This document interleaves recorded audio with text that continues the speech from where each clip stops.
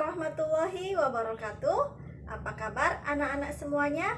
Semoga selalu dalam keadaan sehat walafiat.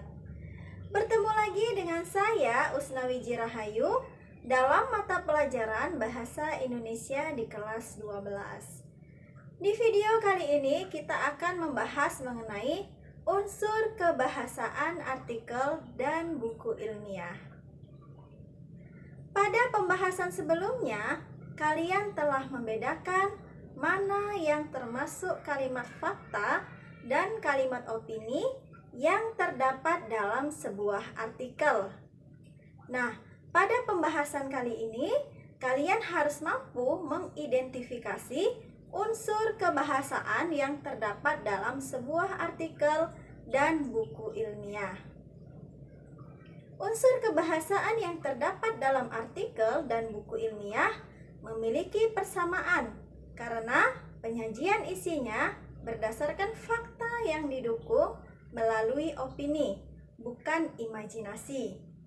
Berikut ini adalah unsur kebahasaan yang harus dicermati yang ada di dalam sebuah artikel. Yang pertama adalah adverbial. Adverbial atau kata keterangan adalah kelas kata yang memberikan keterangan kepada kata lain yang bukan nomina. Misalnya, untuk verba dan adjektiva. Agar dapat meyakinkan pembaca, diperlukan ekspresi kepastian yang bisa dipertegas dengan kata keterangan. Seperti selalu, biasanya, sebagian besar, sering, kadang-kadang, dan jarang. Yang kedua adalah konjungsi atau kata penghubung. Konjungsi adalah kata atau ungkapan yang menghubungkan dua satuan bahasa yang sederajat, yaitu kata dengan kata, frasa dengan frasa, klausa dengan klausa, serta kalimat dengan kalimat. Konjungsi yang banyak dijumpai pada artikel adalah yang pertama, konjungsi yang digunakan untuk menata argumentasi, seperti pertama, kedua, ketiga, dan berikutnya. Yang kedua yaitu konjungsi yang digunakan untuk memperkuat argumentasi, seperti selain itu, sebagai contoh, misalnya, padahal, dan justru. Yang ketiga yaitu konjungsi yang menyatakan hubungan sebab akibat, seperti sejak, sebelumnya, dan sebagainya.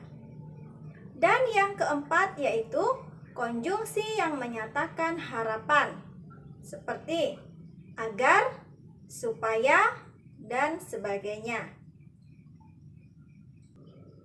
Dan unsur kebahasaan yang ketiga yaitu kosakata. Kosakata adalah perbendaharaan kata-kata. Supaya teks artikel mampu meyakinkan pembaca, diperlukan kosakata yang luas dan menarik.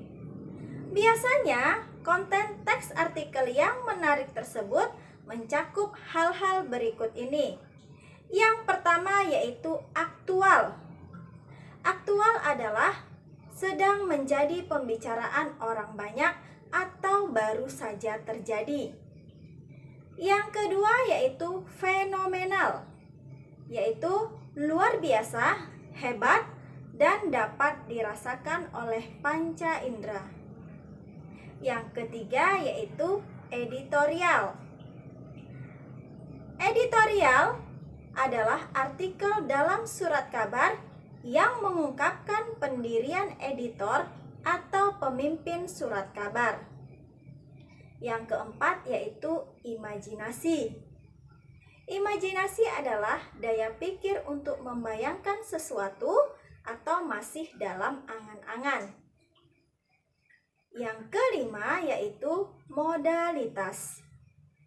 Modalitas adalah cara pembicara menyatakan sikap terhadap suatu imajinasi dalam komunikasi antar pribadi.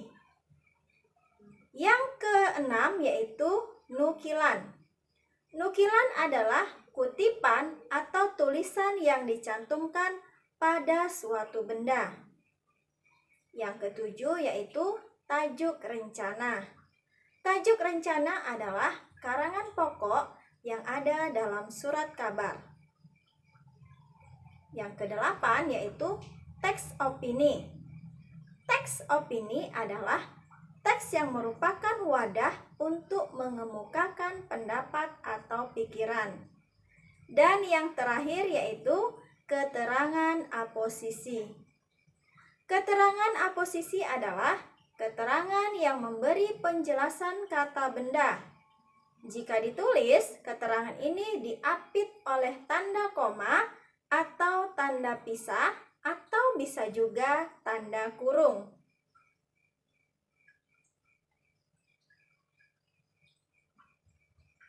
Nah, itulah tadi penjelasan mengenai unsur kebahasaan yang ada di dalam artikel dan buku ilmiah.